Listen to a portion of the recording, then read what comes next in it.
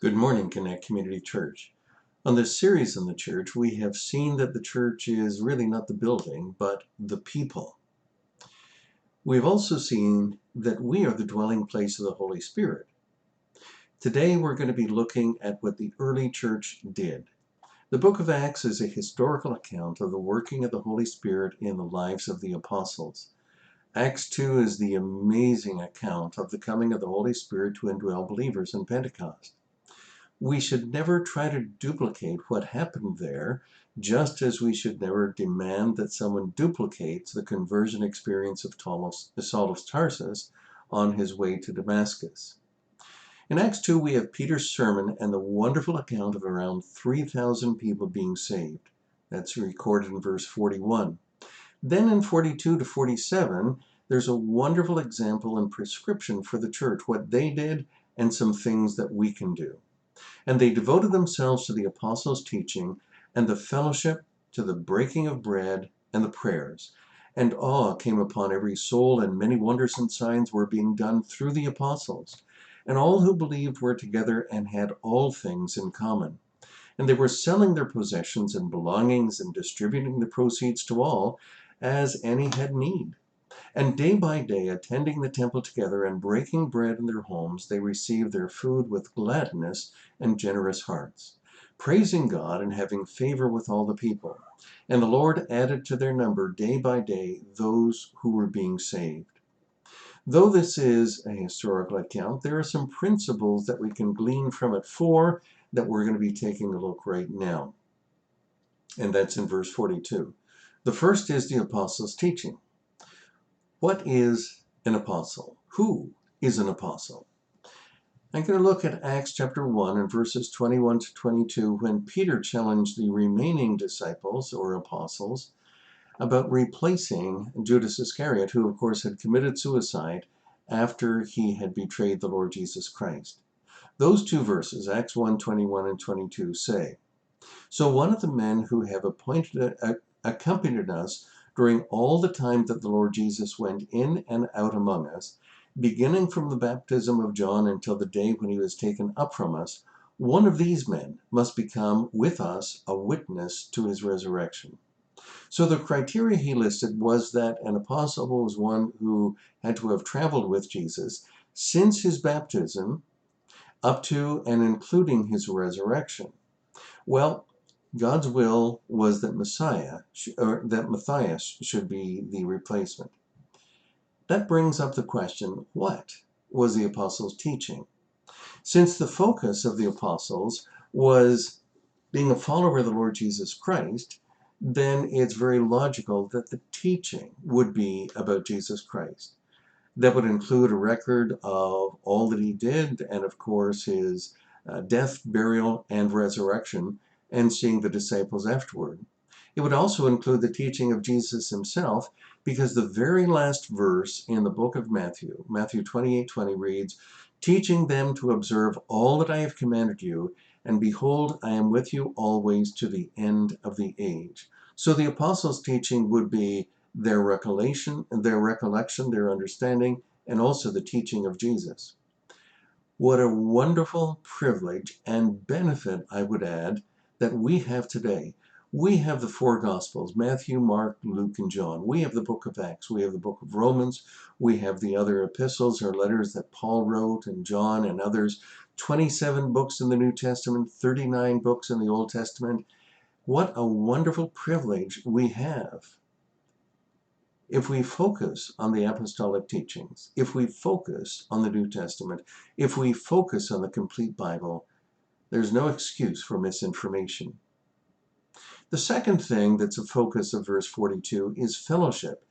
This has taken a big hit during COVID-19. The daily person-to-person interaction has been hampered and hindered. There's phone, there's internet, there's Zoom, there's Messenger, there's other things that we can do. But people sometimes just like to be around people, hug them, shake their hands, put an arm around their shoulder, and we can't do that by and large right now. Fortunately, some of the restrictions are being lifted so that families can see their children and their grandchildren. But I think one thing that COVID-19 has taught us is to appreciate even more so the opportunities of seeing people and giving them that hug, giving them that handshake.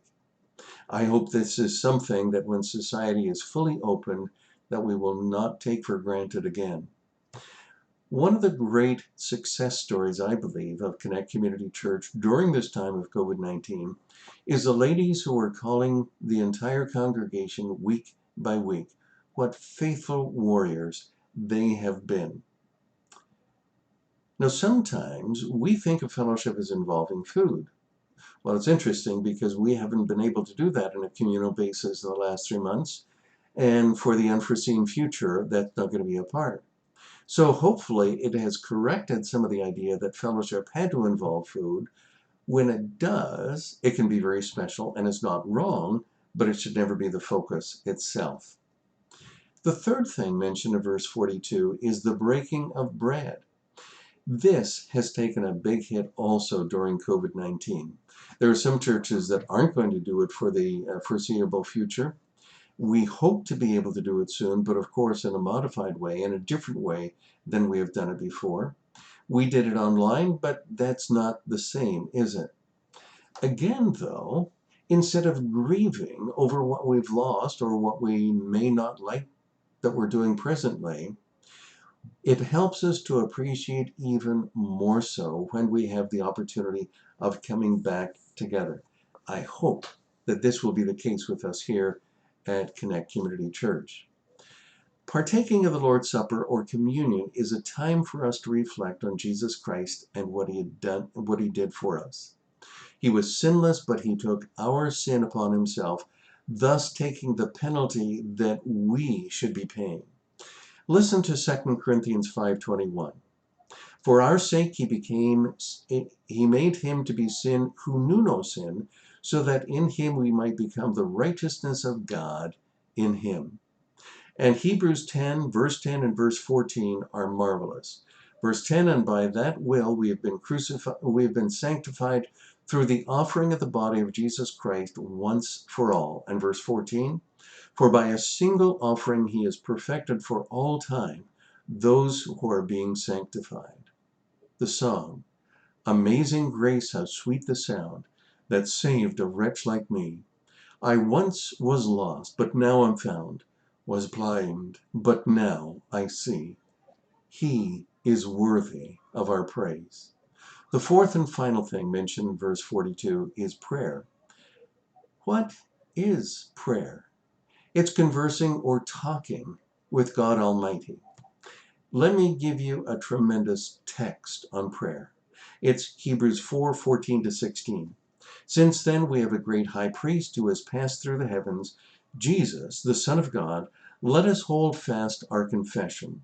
For we do not have a high priest who is unable to sympathize with our weaknesses, but one who is in every respect has been tempted as we are, yet without sin. Let us then with confidence draw near to the throne of grace, that we may receive mercy and find grace to help in time of need. Did you hear what I just read in that last verse? We can boldly go to the throne of grace. And it's all because of Jesus Christ and what he did for us. If you would like to be encouraged and challenged in your prayer life, I encourage you to do this. Read through the book of Psalms. It's wonderful because they are like many, many prayers strung together.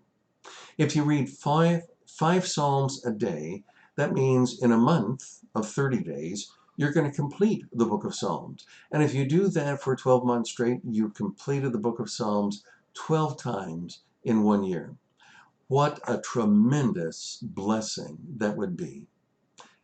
It's like a spiritual Fitbit. Let's pray. Father, may we be taken up by you, who you are, what you have done, your teaching, but may we learn about prayer and may we pray. Thank you for all that you have done for us. May we live for you by your strength. And we ask this in Jesus' name.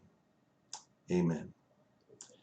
May God richly bless you and make it a great day.